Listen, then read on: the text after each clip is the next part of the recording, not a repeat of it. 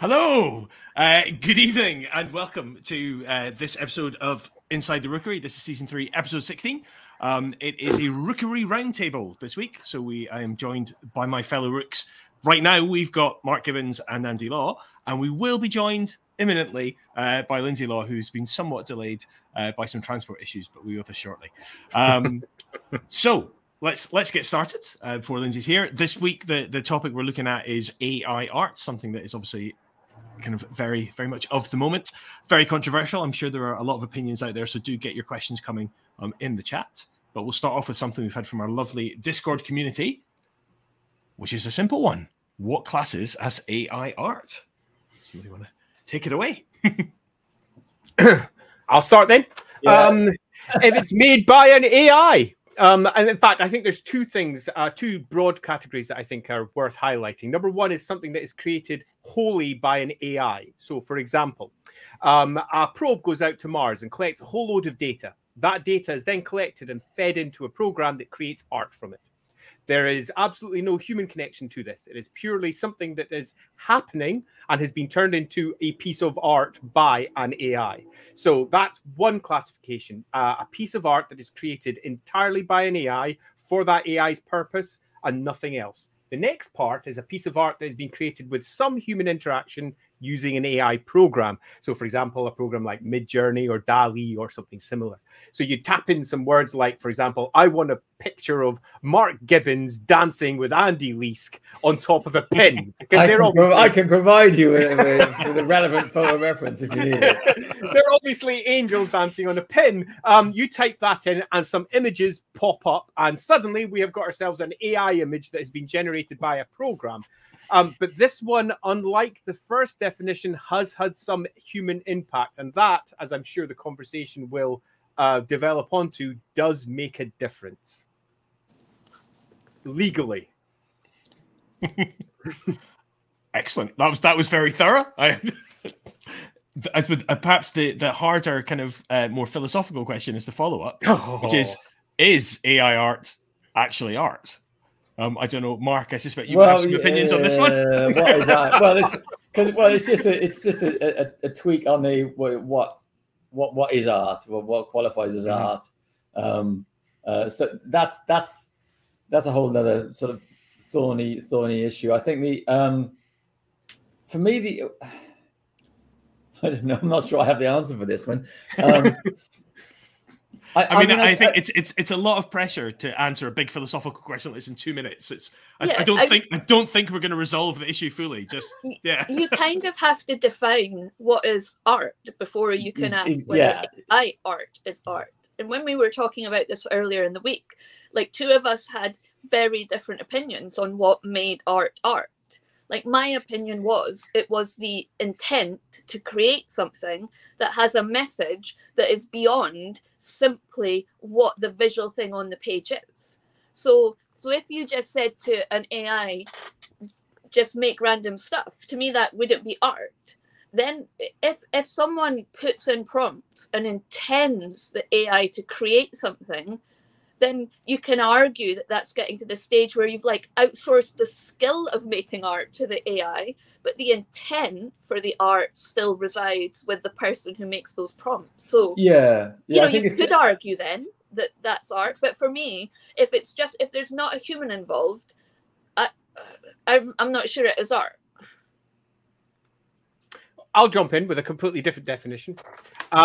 There's, I think, again, two categories here. One category is what is art according to the law, and the other category is what is art in general. Here's the deep philosophical, where do we land? And what is art according to the law has changed over the course of time. Originally back, it would have been your paintings, all representative. Then suddenly, rather rudely, photography came along.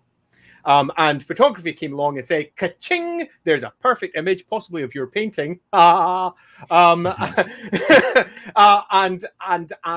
want to now copyright this. So the law had to immediately go, can we copyright photographs? Is there any artistic part of the photographing process that is actually artistic? To cut a very long story short, And generally speaking, for most of the globe, the answer was yes. And the reason the answer was yes was because of human endeavor, human intent, as Lindsay put it, the human aspect, and most importantly, the human guiding the process.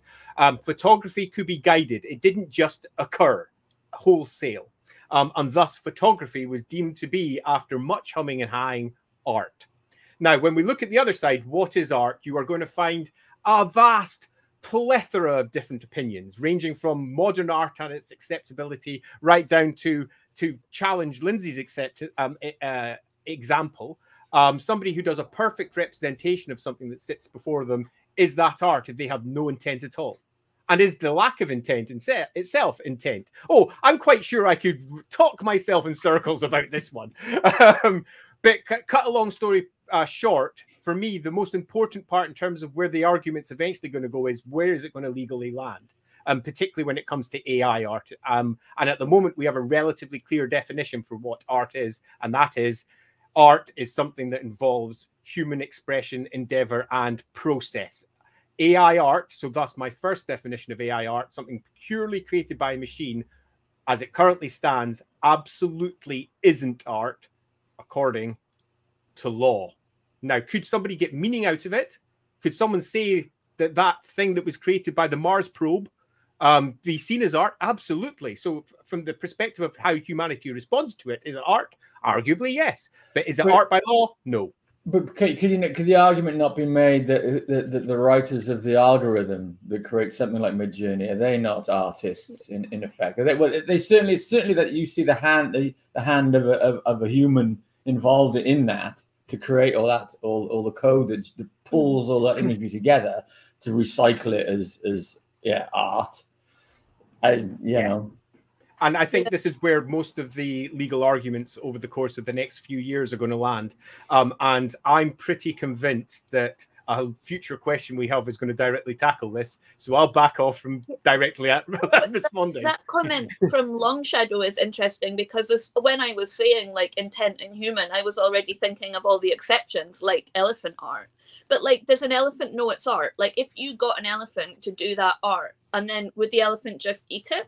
Like in that case, the art bit comes from like a human saying, oh, that elephant has done something. I'm going to take that and put it on my wall. Just like a human can take a leaf and put it on a wall and call it art. They didn't make the leaf, but they chose to put it on their wall and make it a feature in their house that was not necessary for just keeping the house like warm and dry and survival.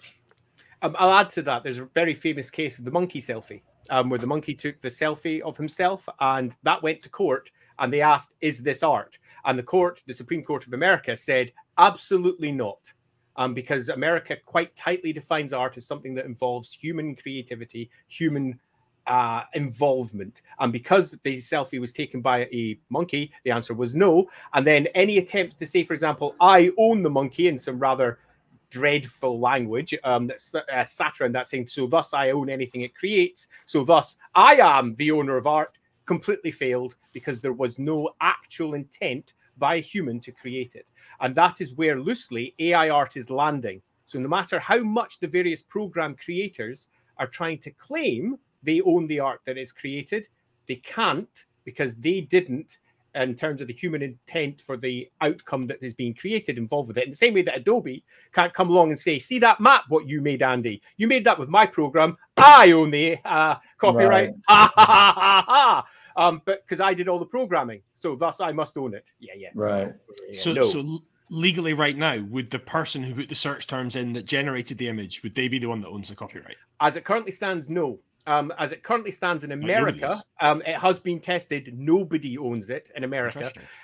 In Europe and in the UK, it hasn't been tested in court, and the law is quite clear that it requires some form of human endeavor, which Midjourney, for example, gives you. So if it gets tested there, it's quite likely that Midjourney prompters will be turned into artists as it currently stands. It may require a change in the law, and there's already rumblings that UK law may change because of this. 2 years ago, they did a review. 2 months ago, they did a review looking at the current state of AI art, and they decided that the law did not need to change and was fully acceptable as it currently stood. And as it currently stands, it's basically a copy of EU law, which means if there's human interaction, it can be argued that it's art. Yeah. I mean, it's a thing. It's sort of related but slightly different. Whenever I'm first teaching poetry to a class, I always, because it's a thing that a lot of students are very prejudiced against, for understandable reasons, I think. And to try and get them past that, I'm like, well, what do you think poetry is? And I read them some stuff out loud that almost universally is poetry, but doesn't sound like poetry, so they don't know that. And then I show them some stuff, and I'm like, is this poetry? Is this not poetry? And one of the examples I use is like found poetry, which is where you take text that you find somewhere else and then you just select it and potentially change the line endings. And the one I use is one that I did myself, and it's just text from an appointment card for my doctor, called Appointment. And I kind of like, decided where the line breaks were and stuff. And like, there's one line, this is my favorite, is emergencies, semicolon, emergencies, on its own. But then you get into the question of, well, does the fact that I chose where to put the lines make that poetry? And I suppose there's a similar question here to do with it's like what counts as intent. And, like blackout poetry. Yeah. Like people do blackout poetry where they would take another poem and they would like mark out bits of it, or take anything and mark out bits of it to create a new poem. I'm just like to call out a little bit by World Anvil saying that Midjourney's apparently passed ownership over to the person giving the prompt. I hadn't seen that. Thank you very much for popping it up. I haven't been following Midjourney the last week or so. If that's the case, I think they're just anticipating where it's going to go, because it's quite clear that once the law is firmly tested, that I think several of the primary markets are going to say that it lies with the human that is making the artistic choices concerning the outcomes. Yeah, I mean, I think just to respond to Seagoat there, I don't think anyone's having a pop at you personally in terms of your art. We're more talking about the sort of legal definitions of it, I think, rather than trying to castigate you as an individual. But yeah. Lovely. All right. So since we've had a comment from Seagoat, let's switch to a question from Seagoat, which is AI art in its current form comparable to the finished work from many established artists? This is something that I feel the artists beneath me on the screen are better equipped to comment on than I am. Certainly, as we've seen in the last couple of decades, I suppose, the emergence of in things like the concept art industry for games and for movies and things like that, the reliance on the photo bash or the 3D model bash, where artists take a load of images and the 3D models, cobble them together, a quick bit of overpaint. And then that's the finished art, and that's that's the finished art in terms of, well, this is the artwork you're delivering for your client or for the movie you're working on or the game and stuff like that. And if that's comparable in as much as that's a finished piece of art. The fact that it borrows heavily from photo reference, in many cases the artist didn't take the photos. It's just, again, it's found stuff on the internet, which is what AI art is doing. Of course, it requires an artist then to assemble the artwork. But what the AI algorithm does most of that heavy lifting for you. So I would say certainly it's comparable in that sense. And I think when I first started seeing the Midjourney art a couple of months back, I was intrigued initially, and I thought, God, that's amazing. That there's so little human interaction with that. I've become sort of bored with it now, because now when somebody posts a piece of Midjourney art, I immediately recognize it, and instead of admiring the art as a piece of art, I admire the cleverness of the algorithm that created it, which is, I think, a shift. It's removing me from admiration of the art, and I'm now admiring the technology that was used to create it. So, but yes, in terms of is it comparable in terms of its value to a client who has commissioned an artist, let's say, to create a bunch of concepts for a video game? If the client looks at that stuff and goes, yes, let's make that in 3D. Let's put that in our movie. Then it's absolutely comparable. I'll take a different view, not because I necessarily believe one, but just so we've covered it. And I'll start with that an AI, for example, recently won a digital art competition. It was a piece of AI art that did it. So is it comparable? The answer is clearly it is, and it can win. And it can be compared, but that's obviously just one little competition in one little place, and who knows who was actually involved with that. I would strongly agree with Mark on pretty much everything if I was stating my own opinion, but I will add that AI art, as it currently stands, is going to change massively in just the next few months. It already has in the last couple of weeks, even, where pieces that I were seeing getting created about a month ago in comparison to the pieces being created now, because they've got a bunch of new little bits and tweaks to their AI, have changed significantly. We've reached the point now where Cosmopolitan, for example, has put an AI cover, AI art cover on one of their magazines. And the artist involved, Karen, can't remember her name, she showed the entire process that was involved with creating it, but rather frustratingly missed out one part of it. She showed the process for creating the prompts and then showed the prompt that she used for the final image that she used, but she didn't show how much of a difference the output of the AI and the final piece had, because I'm quite convinced that she actually did a good bit of actual work on it. Not only was there human endeavor in terms of the prompts being put in, I'm quite convinced there was human endeavor in terms of the finished piece, in the same way that you could argue most of Cosmopolitan's covers have been tweaked relatively heavily in a variety of ways. Call that art if you wish. On one last point as well, in terms of is it comparable, AIs, depending on how it was taught, but one of the most common ways for the current very good ones is that they are shown a bajillion images, but importantly don't copy those images, in that they're not uplifting it and dropping it down and using it as a source. What they're doing is they're looking at it, they're measuring it, they're seeing how it works, and then they generate an image, okay, that uses similar statistics, so to speak, as that one. And then the second program tells it whether it looks like a good piece of art or not. And then it teaches itself as to what works and what doesn't work. So there's no actual copyright breaking involved. There's no infringement of copyright, but there is, for example, I can type in art like Mark Gibbons, and it already has in its algorithm, presumably, Mark Gibbons and the distances he'll use from eyes, the proportions he'll use for arms, and all the rest of it. And it will mathematically create something that is relatively similar. And that I find fascinating and interesting. And I have so many things I could say about that one, but I'm going to shut up now. Well, I mean, we've had a comment, obviously, in the chat from Tillers there, sort of about that and about what will happen when it ends up being so similar that it's almost indistinguishable, and at that point, I mean, that's actually legally super clear.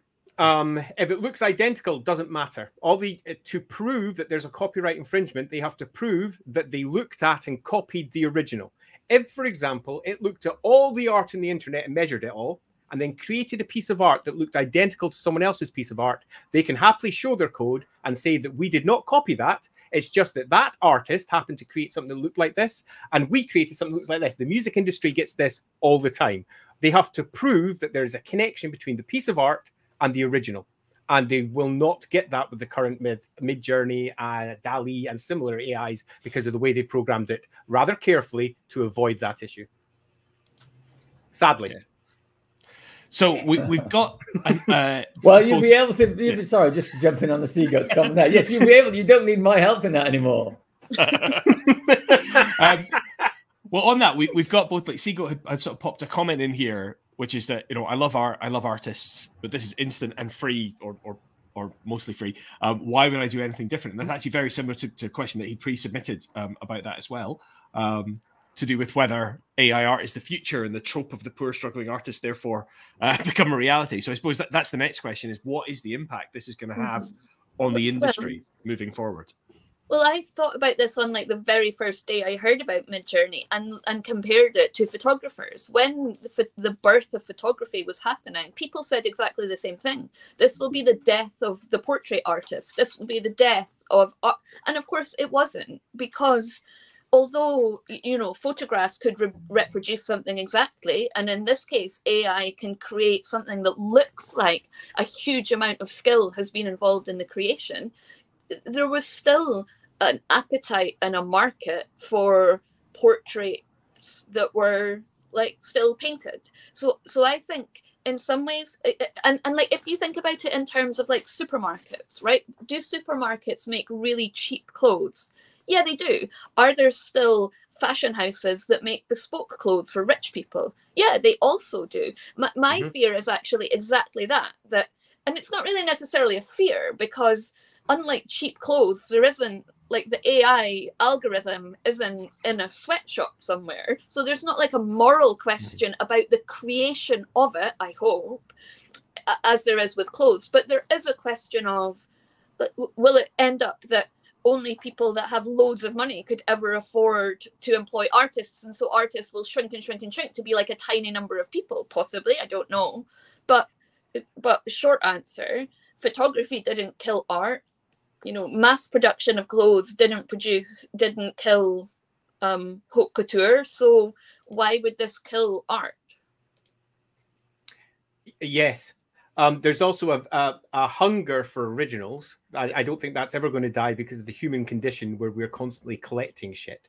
I'll give an example directly from the industry. Ralph Horsley, who was on with us some time ago, I commissioned him for a few pieces for Warhammer. And the commissioning price for ordering that piece of art for a cover, significantly less than buying the original art. Significantly less. Much, much, much less. And indeed, part of that was because he could then sell the original, because he owned the original that he could pass on. One of the joys for him was that he could work on a property that he loved, and also a property that was super popular, so he could get himself a whole ton of extra money from selling the original. That's just a lovely part of it. We bought one of his originals and we have it hanging in our living room for the Warhammer Fantasy Roleplay starter set, and it cost much more than it cost to commission. And sadly, I had to pay for that. And I think to a degree that answers that one. Yeah, we're going to see a shift of that, there's no doubt. But I don't think in any way is this going to greatly change the need and desire for artists. Sorry, go on. No, finish. Sorry, finish. I was just going to conclude with, in particular, because as it currently stands, it is so hard to get what you actually want out of them. Super easy to get something cool, not so easy to get something good. That's the point that I was going to make. I was chatting to an artist friend of mine last night, and he said, yeah, I could see myself using AI for vibe pieces, right? For that first mood. Oh, here's an idea, yeah. But if then somebody comes back, or you yourself as the artist go, okay, now I've got to actually give this piece of art a narrative and a purpose, and I've got to rationalize it down. Then you're going to have to go in and actually work on that by hand, because the AI, certainly currently, the AI can't it can suggest a narrative, and it can imply the nuance. But if you're an artist and there's a significant narrative or message you need to imply, you need to put yourself into that. So you do need to go in and get your hands dirty. You can't. Or if you're an artist working for a client, and a client, they may say, hey, give us just some mood pieces. In which case, bang, do that with AI. That's fine. But if they then come back and say, okay, well, we're constructing this scenario. It's a video game encounter. We need this and this. Then you've got to go in and actually manipulate that stuff to give them precise information, precise guidance. And I don't know if AI will get to the point where it will do that for you, probably at some point. But ultimately you could see a game designer being able to actually do all that heavy lifting. But again, it's still about ideas, and somebody's got to input that idea. The AI can create an artificial expression of those ideas, but great artists and great imaginative people will still, the industries will still require them for that spark, that real quality of expression. I don't see the AI can fake that, but I think we'll get to a point fairly soon where it all just sort of bores us a little bit. The AI stuff is it's more of that, it's more of that. It's kind of like once you've seen how many Marvel movies, as much as there are good ones and bad ones, you go, oh, it's the Marvel style. Yeah, I know exactly what it's going to look like. And you go, no, I want to seek out a little indie movie, a little animation movie that's been made by a tiny little group of people, and that suddenly has far more intrinsic value because it hasn't gone through that meat grind of a process we now expect from Hollywood. So I think original, as you say, with original art, but also original human creative processes become more valuable because of the AI, because of the reliance on that. You look elsewhere for stuff that actually has more soul to it. Yeah. So I mean, we've kind of sort of touched on this already, but this is sort of a follow-up one from Seago about art. And I suppose almost what you're saying there, Mark, is it's a potentially might have just become a tool, a part of the process, but you still have an artist at the beginning and an artist at the end. Hopefully, certainly in the good products and the good studios, you'll need that. But as there is now, there's a lot of art gunge out there. It's just more and more of the same. So for productions that rely on that or quite happy with just that, then you'll see less work available for actual artists, because those places don't really, it's just a production line, and whether it's a human doing that or whether it's an AI, they don't care. They just need product. Yeah. Card art. I can see card art. Oh God, yeah. That's going to quickly fall to AI, because most card art is often feel. And the AI is often very good at just giving a general indication of a mood, a theme, a feeling, and sometimes spot on if you're lucky and you get a good result out of it. It doesn't require something specific, but if we flip that over to, say, RPGs, where you're often attempting to tell a story through the images, characters looking at each other in a particular way, reacting in a particular fashion, monsters positioned in a particular fashion for a specific reason, that's when it becomes almost impossible to recreate with AI. And if you want to see that in practice, go check out the Cosmopolitan cover I mentioned. She spent hours in the AI just trying to get a single figure looking the way she wanted it to look, and that's hours. If she could have drawn it in that time, right? But it was an AI generated cover, and that was in many respects what the commission was. And I think that it's going to take artists to get the spot on commission each time for quite some time, but the AI will catch up to a degree. It will occur. It'll maybe also move some artists who maybe still work in traditional media to working electronically. Yeah. I saw. I was watching a podcast, and the host of it was saying that right now, to move into sort of production art for like movies, the level of technology you have to go from doing pencil sketches to sort of production ready shots, all the mastery of 3D and photo manipulation. That's like a 10-year process to really get good at it. Well, what AI has provided is a shortcut. You can let the AI do all that bit for you, and then the little bit of artistic flourish required at the end, which is traditional skills you have, even if you're working in Photoshop, you just jump in at the end and do that. So it's actually what has been a learning barrier to artists, but I mean potentially like myself, who didn't come up through that tech industry. It's like, oh well, I can just get the AI to do all that bit. I don't have to learn Blender, and I don't have to learn about master all this tech manipulation. I can just let the AI do that, and I can jump in and do my bit on the end. And now I'm as good as all those guys that spent decades mastering those particular techniques. So yeah, I mean potentially it's a boom for people like myself, which I wouldn't have thought as when I first saw the AI. I thought, oh God, this is terrible. Why am I even looking at this? I'm going to loosely just say I agree completely. I think this is going to end up like a tool just like any other.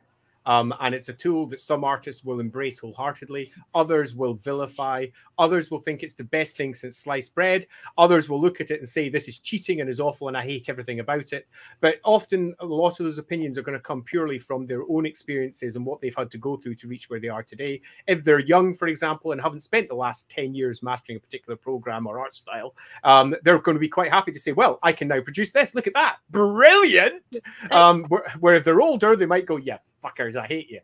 I also think like the idea of the artist at the start and the end is really important in terms of like just that value of the artistic eye. Like, you know, Andy, when you were looking at some of the Midjourney stuff and I was like, that one looks fine, that one looks fine, that one looks fine. And you're like, no, like those eyes are all wrong. I would have to fix those eyes. And on that one, this is wrong. And some of them I was like, that looks a bit weird, but I don't know why. But your eye was much more honed and much more, well, obviously because you knew what you wanted it for as well. But there was a level of skill there that wasn't just the physical skill of using Photoshop and having Photoshop brushes and knowing the tools. It's literally knowing what, especially when it's art that it is trying to be quite photorealistic.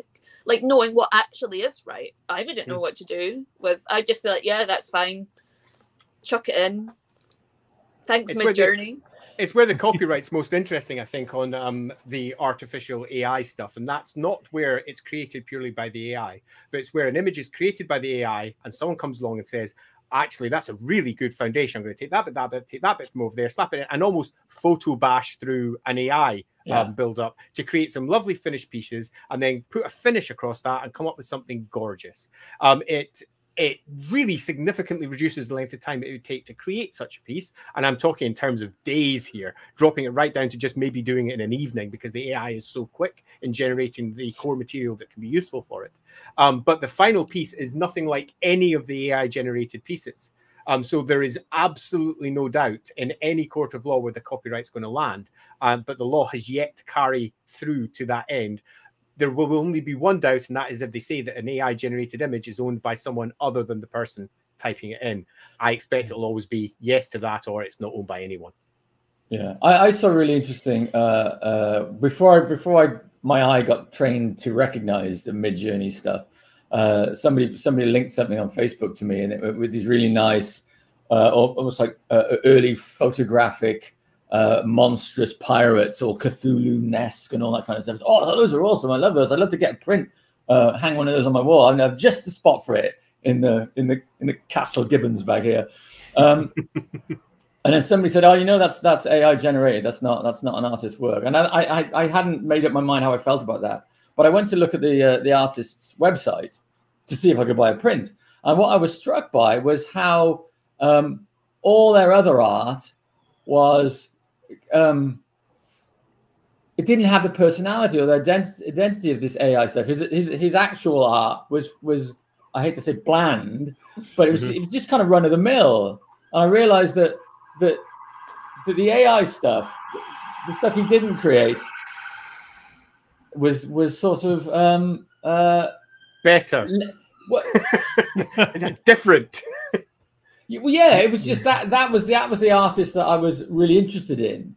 So it's like this, it's a Jekyll and Hyde thing almost. Well, which I'm starting to see, and that's curious. And I wonder if I start using AI, will I feel the same way about my work? Will my artificial intelligence, will my robot partner be better than me? I'm not sure that's fair. Will I be the slave to my robot master? I think it'd actually be the other way around, because I think it would grant you access to things that you might not yourself have considered, and then you'd improve upon it. That's the glass half full. I mean, yeah. Well, as very much a non-artist, can I ask a question, Mark? Like, because you obviously have worked like digitally, but have worked like physically as well. Like, do you feel the art you produce using those different tools is markedly different? Is there a different character to Mark Gibbons' digital art versus Mark Gibbons like actually painting? Or... Not really. No. When I started, I was resistant when Photoshop came along. I remember I got hired by Sony, and all my portfolio at that time was traditional. And they were saying, go on, we'll send you on a Photoshop course. It'd be really useful, really convenient. And I was kind of resistant, going, no, I don't want to do that. I don't want to do that. You hired me because I drew pencils and paper and paint and all that kind of stuff. But eventually I yielded, and I immediately saw the potential benefits of working digitally.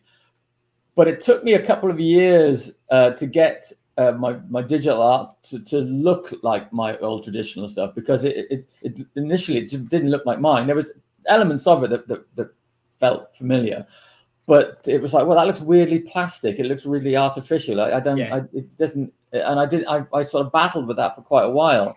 Eventually, though, I learned the techniques, and I think, oh, if I use that brush for this, and then that'll be fine. So now I think my digital art and my physical art, look, you can tell it's from the same artist. There are slight differences, and sometimes I'll exploit those. I'll deliberately make stuff look more digital because I'm going for a vibe. But yeah, now it's I don't think there's much to tell between the two. But again, if I were to embrace the AI stuff, I mean, yeah, who knows? Then because the Midjourney stuff to me, or even the best stuff, still looks like mid-journey stuff. It's like, yeah, there's an art style now for currently for what I've seen from AI created art. It's almost like that's a whole school of art now. You know, it's like impressionists. Oh, it's the digital expressionists. So it's you've kind of, your art will almost always end up looking like something that was created by the AI. That's the current state of play. But again, it's evolving at such a pace. I mean, who knows? Can we go back to just on Kilishandra's, what benefits do you think AI art will bring to gaming? But I just wanted to go back to this comment from Roderick about Erica Chappelle, who's using AI art to provide backgrounds for her work so that she can work around carpal tunnel. And I think that's probably quite, not just for people who've developed something like that later in life, but for people who have a disability and are frustrated in their physical ability to produce art that matches, you know, what they see in their heads. I think, you know, AI art could be really powerful. I think it'll be particularly powerful for comic book generation in general, where you've got a lot of writers who perhaps have a modicum of artistic eye, but don't have any particular skill, being able to realize that and have it honed by potentially an artist at a later date, or just released as is. There are already several comics that have been entirely generated. Worth noting, though, that they possibly transgress some lines because a lot of their input prompts are using terms that are perhaps trademarked. And you can tell, for example, if they want a face to look the same all the way through, what they'll often do is they'll use somebody's image as the prompt. So I'm not saying anyone's done this, but let's just say that they used Mark Gibbons. Mark Gibbons owns the copyright to Mark Gibbons. He is Mark Gibbons. You own your own image. I'm one of several. Or he owns I'm not all Mark Gibbons is. But if Mark Gibbons was famous enough that I typed in Mark Gibbons looking to the left, Mark Gibbons looking up, Mark Gibbons looking left, Mark Gibbons looking puzzled, Mark Gibbons looking this, and a whole bunch of options came up. I refined them, slapped them into my comic to ensure I got the same sort of face each time. Right. I am almost certainly going to get stung at some point for a trademark. Well, not the trademark, really? But copyright. I don't think that humans. I thought that humans didn't own their, like, famously don't own their own images, because paparazzi can take photos of famous people and publish them, and there's like literally nothing they can do about it, and that's their literal image, not their likeness. I think a lot of celebrities have tried but have failed. I think it's less. I think it's to do with how the image is used, because I think that's why like deep fake is more problematic, because people can use your image to have you doing something you would never do, and that's not legal. So candid photography is entirely legal, but there are privacy issues entailed with it. But when it comes to artistic impression, you've got to have the right. I can't, for example, just take Chris Evans and put him in my comic without asking Chris Evans and getting permission from him. I can't do it. How? Because Marvel have a deal. Have to look like? Take for example the recent Marvel computer game. None of them look like any of the people from the movies because they don't have the rights to use them. If they had, you don't have the likeness rights. You have to have likeness rights to be able to do it, and it's the same for artistic endeavor.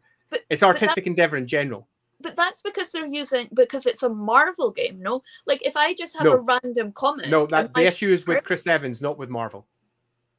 No, but if I just happen to have a random comic and someone in it happens to look like, I don't know.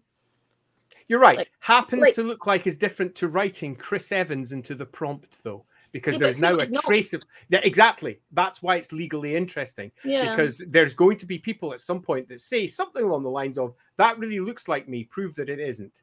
And they're going to have to potentially prove that it is. It'll go to court. I mean, that's it. It's an interesting legal conundrum. Nothing more. Anyway, where were we? Going off on a sidetrack about likenesses there. We were looking at the benefits. Yeah. Like, what do we think the benefits would like? There was some people post some comments earlier about Kickstarter in particular, about allowing like new developers to perhaps begin the processing and get a kind of a foot on the ladder a little bit earlier, because the development costs would be lower. That's obviously one benefit. Can you think of any other benefits it brings? Oh, yeah. Yeah. So I'll cover that one super quickly, because in general, yes, it's going to make the generation of content much cheaper for some people. But flipping on that one, in general, benefits to gaming is that it's going to provide gamers with something that they never had previously, in particular role-playing gamers. Role-playing gamers are often creating worlds for themselves at home, and they often rely upon people like us to create them for them. The only images you get for Warhammer come from the Warhammer studio. Now you can go over and say, well, my version of Warhammer looks like this. And you can present that to your players. And that is an enormous advantage. You can spin your worlds and create really good mid-tier imagery for pretty much anything. Admittedly, it has problems with hands sometimes, or has problems with something else. But I cut a very long story short down to its nubbins. As a GM, I think it's an amazing tool. If I want to say you're going down a mountain pass, I can have an immediate mountain pass that looks like nobody else's mountain pass, and I don't need to worry about accidentally stealing someone else's image from online.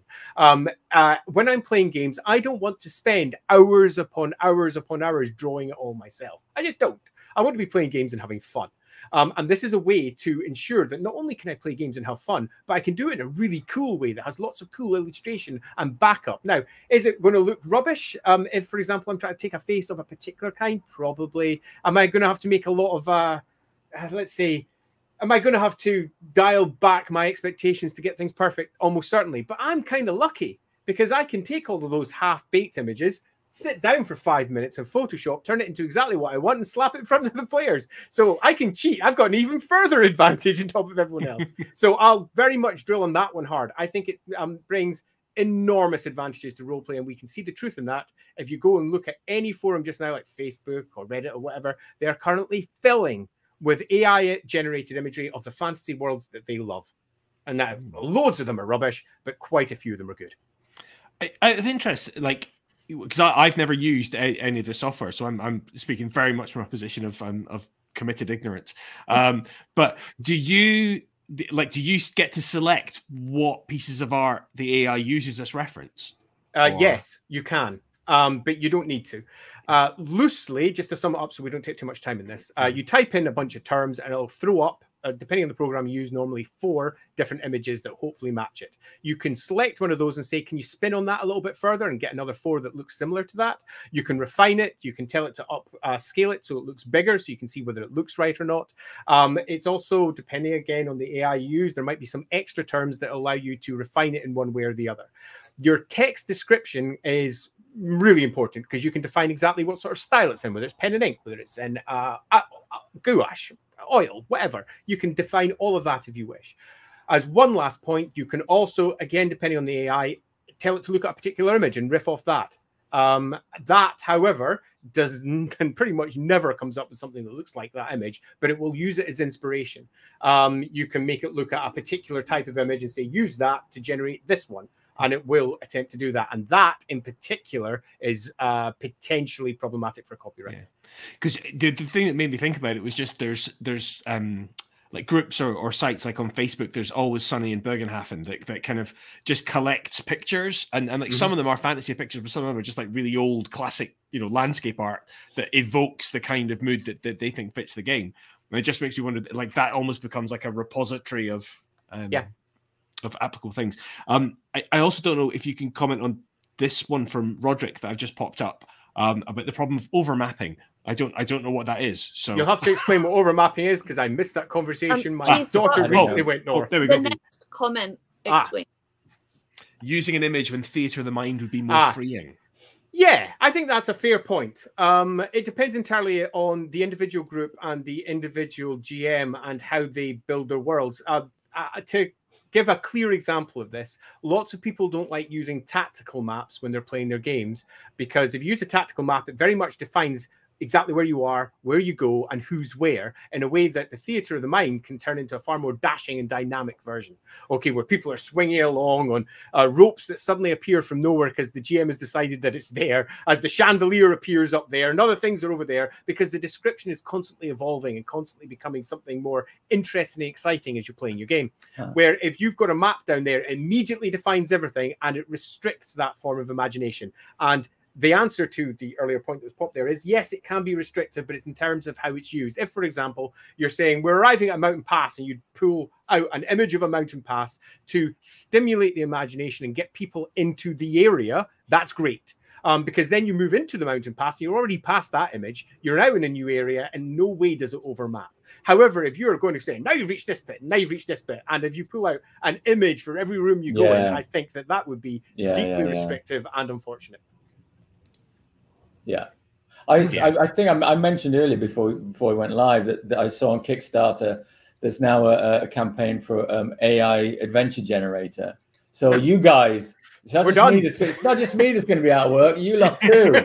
Your days are numbered. I remember when I was at uni doing my English degree, there was a website that briefly was very popular, not for practical purposes, but it was called the Postmodern Essay Generator, and it was just a series of like very dense literary terms assembled like a word salad, and yet every time you looked at it and went, yeah, from a post-structuralist perspective, that actually is a thing that they might say, and it was distressingly prescient. Good. There's a lot of people popping up sort of similar things saying that they like using art for like theme rather than the kind of minutiae of a detail. So let's pivot now. Let's have a think a little bit closer to home, except I've suddenly lost Slick hosting, Andy. Where's it going? It's right there. There we go. I've just noticed that I'm getting darker and darker because I've overestimated how quickly winter is coming in Scotland. With no light. I'm actually in a pitch black room. I'm pretty pleased with my camera just now. Where I've got embarrassed and gone the same color as my t-shirt. But yeah, so thinking about us more at the Rookery, and again, this is maybe, you know, we have talked about this a little bit in our own meetings, but I just suppose we can speculate without committing. We're making no promises here. But what do we think? Can we see a world in which we'll use the AI art for anything Rookery-based? Yeah, probably. Again, in terms of I wouldn't imagine personally I would use it for final art. Although again, I don't know. But certainly, I mean, I have significant weak points in my skill set. Freaking perspective and architectural stuff. It's like, oh god, it's just if I can chuck a few prompts into Midjourney, and it'll generate here's some land, here's some city ideas, here's some perspectives, here's a weird cobbled street, and I go, oh yes, the sort of thing, and I'll use that as I wouldn't even, I mean, I'll maybe trace some of the elements off as a sort of basis. Now, all right, now I'm going to do my own thing on top. But if it helps me set up that awkward 3-point perspective, so I don't have to sit there for ages laboring over that, that'd be handy. Yeah, you know, that sort of stuff. Yeah, so it'll help me with the weaknesses in my game, I think, if I decide I want to embrace it. I think that's exactly what is going to happen in general. It's a tool. Yeah. And I think it's a tool that many people will find very useful to cover up the bits that they themselves either don't enjoy, or just whenever they got this, it's just that crunch moment of, I just don't know what to do.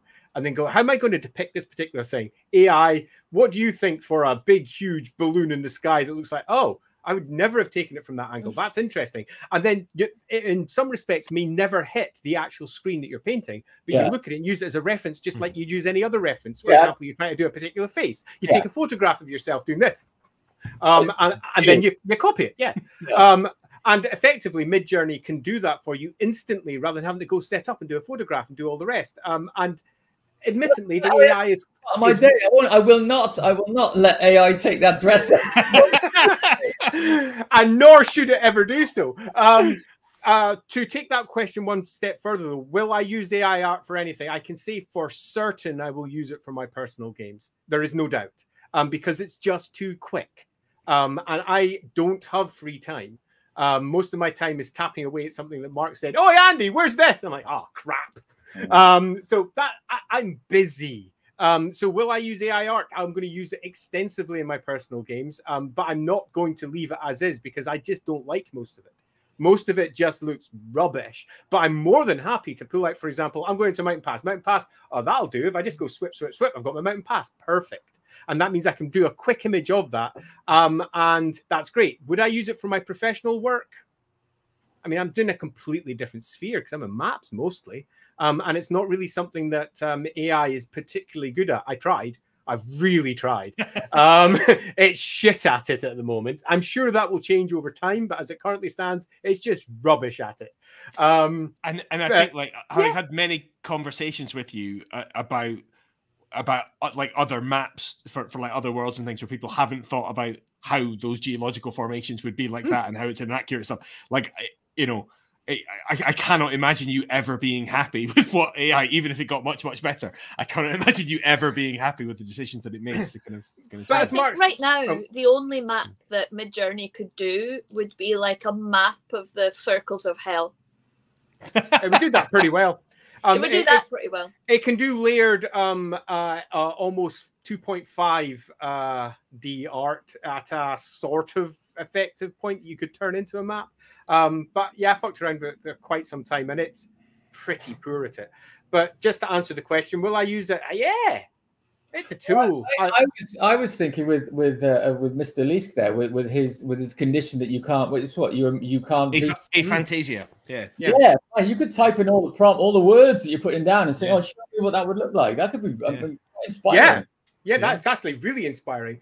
In fact, if I was to sum up everything AI that I've done so far, I'd say that word encapsulates it. It's inspiring. It's not necessarily something I would want to use as a final, but it is enormously inspiring. And I suppose like there's a day-to-day example of that. Like whenever I'm writing an email, like it auto suggests the next bit for that email, and it now, like Outlook particularly, like it fully suggests like multiple sentences now, because it's learned the types of things that people tend to reply. Now, am I going to use them word for? I mean, it's a little thanks, okay, like sure, I might just use that verbatim if that's all I want to say, but it's not going to stop me going, oh yeah, that is the sentence I'm going to say, but I'll change that word, and then oh yeah, that is, you know. So I think already on a day-to-day life, on a much less high stakes level, people are kind of integrating AI in that sort of sense. This much like shuffling algorithms on your music streaming platform and so on. So yeah, I think it will become, as you say, Mark, the shine will wear off. It will be less new, less on vogue, and actually it'll just be another tool in the arsenal, another kind of part of it. Yeah, people will care much less about it once they grow used to it. Yeah, I think the artists that they're able to manipulate it the best will still be regarded as it's not. It'll sort of bring everybody up to a certain level, but those are the great users, the great contemporary artists, particularly the digital experts, will still sit head and shoulders above everybody else. And you just agree. You go, oh yeah, I like that Midjourney thing, but this thing really nails it. So yeah. And like, you know, I mentioned this in our weekly meeting this week. I've got a friend who's a conceptual artist and like won the sort of New Contemporaries Awards last year, and like, from a certain perspective, you know, what's he doing? He's welding pieces of metal together to make large abstract sculptures. He's collecting found objects and sculptures and placing them around in a way that does something conceptual and tells a kind of a narrative without words. Like, from a certain perspective, what's he doing? He's gathering a bunch of junk and putting it in a room. From another perspective, what's he doing? He's creating an installation that makes you feel something, even though you don't really know why you're feeling it. And I think, you know, even though, yes, he just collected a bunch of stuff, the artist's mind behind it did something that most people couldn't do, or would have to learn and train and practice to be able to do. So I was thinking, when you were talking about that the other day, Andy, I was thinking about an installation in the Modern Art Gallery that I'd seen, which was like a four-walled room. Obviously, most of them are, but each of the walls had shopping lists on them, and they had like 3 lines of shopping lists that went all around the room, and they were like, AI could never create that, because it was literally people's shopping lists that this artist had gone and asked people for over the period of, it turned out when you started to look at the shopping lists and you were like, oh, well, that must have been Christmas, and each of the 4 walls was each of the seasons, and each of the 3 lines was each of the months. And so you could see the pattern, and he'd collected them from a supermarket in London. You could see the pattern of the British year. You could see Christmas, you could see Eid, you could see things in those shopping lists that, like, you could never reproduce that with anything other than those, because that's what the artist intended to do. Yeah, I just wanted to tell that story because I loved it so much. I just love those shopping lists. So we've got another one from Seagoat here, which I suspect will have a relatively brief answer. I have personally found artists to be unavailable or out of my price range for small commission pieces. Am I getting my pitch wrong, or is this where AI arts will come to the fore? Pay more. Yeah. Sorry, Seagoat. And if you can't afford to do so, then AI. Yeah, the AI will come in. Absolutely. If artists are unavailable, it's not your pitch, it's your budget. You give us enough money, we'll work for you. Fear not. It's so true. The realities of how long it takes to create a particular piece often don't match the prices that people expect to pay. It's true. I can't sum it up as more than that, and that's it really. I have never, as someone who's been commissioning artists, found it difficult to find artists willing to work. That's always been easy. There are some artists who prefer not to work on anything other than larger properties because they're always looking to enhance their own personal, let's say, portfolio. I worked on this, I worked on that, I worked on this. So they won't work on private commissions because of that. But in general, if there's money, they always work. Because poor starving artists, it's not unfair. To make an awful lot more of those. Yeah, probably will. We got just a little technical question in the chat there from Long Shadow, who hasn't used AI to create art before, and just wondering what's the difference in timescale between a human creating something? Is it a lot faster? Oh, massive! Because I've tried it, so I'll give this one bluntly.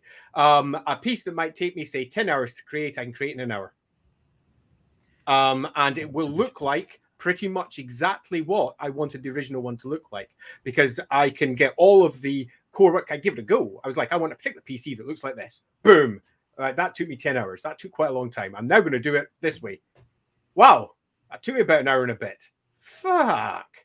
And it still looked the way I wanted it to look at the end. So can it make a massive difference? Yes. Because what it did was it cut out all of my thought that I have at the beginning as to how am I going to get this structurally right? How am I going to get this in the right place? How am I going to put this there? Because that's the bit that always takes me longer because of the way I draw. I'm a sad perfectionist who spends too much time worrying over exactly how much space there is between that bit of the nose and that bit of the nose. And I'll sit there worrying at it for ages. It took away almost all of those worries because the core was already there. It was now a matter of getting the piece that I wanted. So can it make an enormous difference in that scale? Yes, and it can do that, I imagine, for many artists. For some, though, it won't, because they will get frustrated in the AI process of trying to get something that's close enough to what they want, or that inspires them in a way that gets them to what they want. I was lucky with that particular example because I hit after about 15 minutes, I hit pretty much exactly what I was looking for, but I did choose a very simple subject. It was a face and shoulders, and that was it. So it could not have been easier. So it can make a huge difference, but I've frequently been in a place where I've been musking around in this AI for the last hour and a half. I could have drawn this one in that time. Right. It would have been quicker drawing this. And I think that is also the case. But I am relatively lucky because I can do, obviously, both. For someone who hasn't necessarily got the arty side of it, it is enormously powerful. Because it gives you access to your imagination physically on your screen in a way that nothing else does currently without employing an artist who's always going to give you their spin on it. So in the end, it's almost the same as employing an artist because you just get someone else's spin on what you want. It's then turning it back into your own spin that is the extra work on top. Right, yeah. Yeah. So I think we had that one question from Roderick, but I think we'll have to leave it because conceptualizing us as the Illuminati with control over the future is probably going to take more than a minute, and that's all we have left to us. So we'll revisit our plans for world domination in the future. Yeah, we'll probably find in a couple of months the whole landscape will have changed. So we'll have to come back and say, okay, now we're all out of work. What are we going to do with that? Since Roderick put that question up, I'm now thinking quite hard about what evil you could do with AI. That's coming anyway, isn't it? Really. You know, my summary point in this one is I imagine this is a subject we probably will and should return to in a few months because I think the landscape will certainly change. In particular, as even during the course of this one, Midjourney apparently saying that the copyright now lies with the people who are making the numbers. That changes Midjourney completely. And how it's used. If that is the case, I'm going to have to go and look at this afterwards. Yeah. And in 2 months, again, it'll probably be completely different.